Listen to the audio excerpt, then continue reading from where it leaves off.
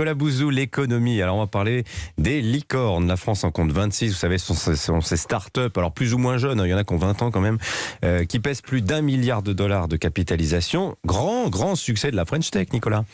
Ah bah écoutez Dimitri, une fois n'est pas coutume, mais je vais un tout petit peu refroidir l'ambiance, ce n'est pas un si grand succès. Alors déjà 26 licornes, c'est absolument formidable, mais enfin ce sont de petites licornes, comme le rappelait l'autre jour mon camarade Emmanuel Combe, c'était dans les Échos. La Suède par exemple n'a que 13 licornes, mais dans les licornes elle a Spotify qui vaut plusieurs dizaines de milliards de dollars et qui peut s'enorgueillir de 180 millions d'utilisateurs payants. Nous on n'a pas de licorne de la taille de Spotify, nos licornes n'ont pas une très grosse capitalisation, on n'a pas de décacorne par exemple, ces licornes avec une capitalisation supérieure à 10 milliards d'euros. Et d'ailleurs, quand vous regardez les 10 plus grandes entreprises mondiales, 8 sont dans la tech. Aujourd'hui, aucune n'est européenne.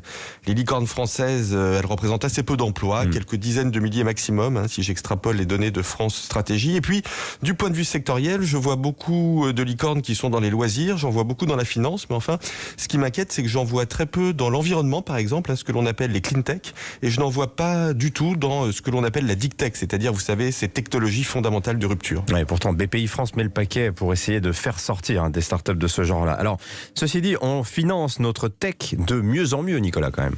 Oui, ça c'est vrai. 12 milliards d'euros de levée de fonds l'année dernière. Ça représente à peu près 800 opérations. C'est beaucoup. Les levées unitaires sont pas si importantes que ça. En Allemagne, on a des boîtes qui arrivent à lever près de 1 milliard d'euros. Ça, nous, on l'a pas.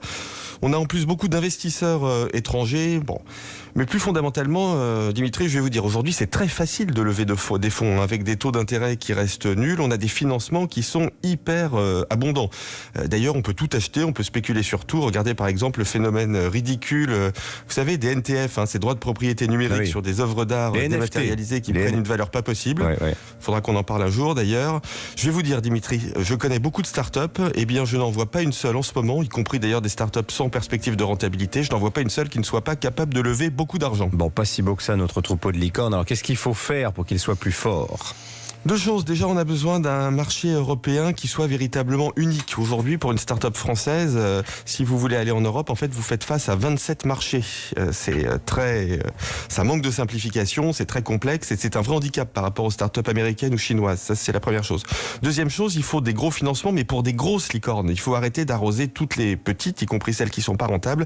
Il faut se concentrer sur les grosses, justement, pour être capable de générer une entreprise du type Spotify. C'est ce que fait, par exemple, la Suède. Et puis, culturellement, on a vraiment besoin de retrouver cet esprit de puissance et une volonté de renouer avec les secteurs scientifiques. Les entreprises de paris sportifs, c'est super, c'est très sympa.